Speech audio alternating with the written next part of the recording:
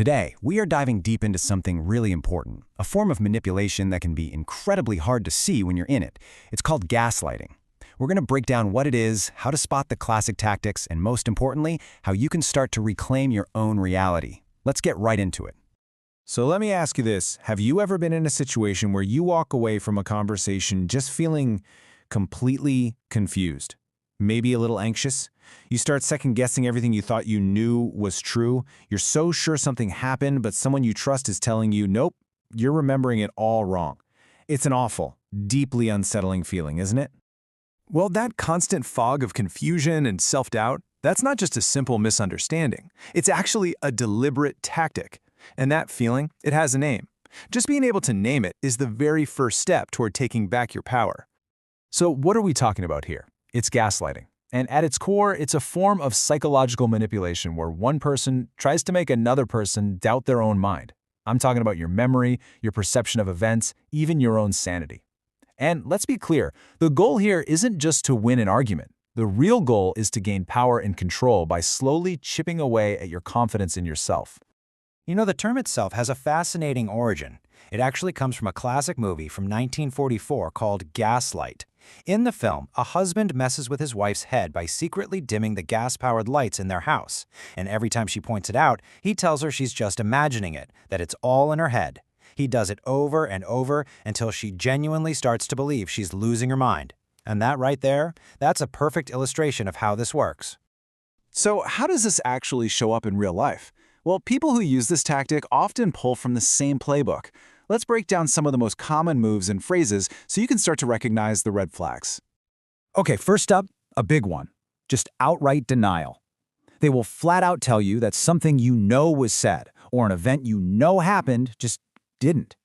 And this isn't about having a different opinion. It's about rewriting history to control the narrative.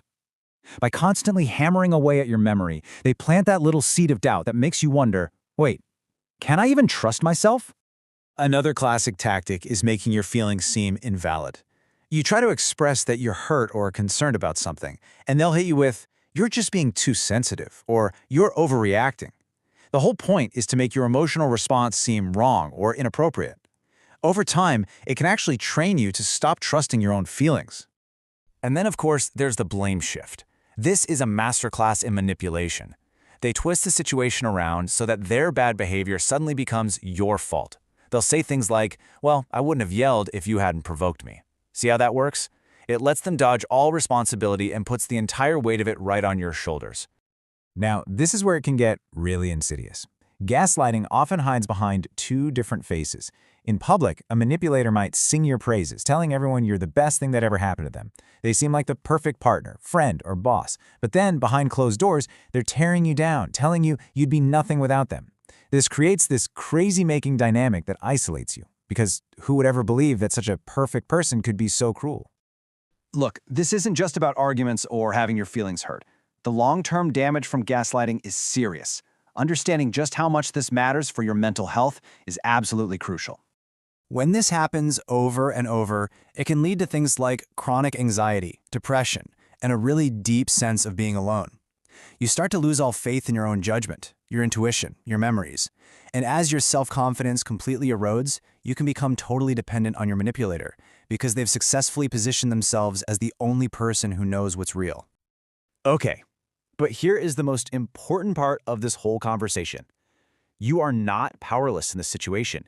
You absolutely can fight back, and you can reclaim your reality. So let's walk through a clear action plan to help you do just that. All right, here's a 6-step plan.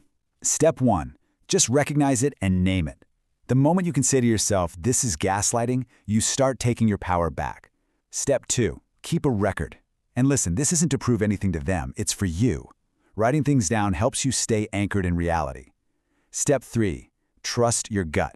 You have to start telling yourself, my feelings are valid, especially when they're telling you the opposite. Step 4 is all about boundaries. You can calmly say, I'm not going to have this conversation if you're going to tell me what I feel is wrong, and then walk away. Step 5, and this is so important, get outside support. Talk to a friend, family, a therapist.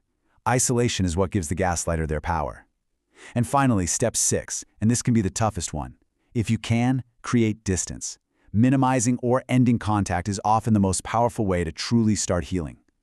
So, if you take only one thing away from this explainer, please let it be this. Your feelings are valid, and your reality is real. Don't let anyone convince you otherwise. Your own mind, your own perspective deserves to be trusted and protected. I'll just leave you with this question to think about. What is one small, clear boundary you can set today, in any part of your life, to start protecting your own reality? Thanks for watching.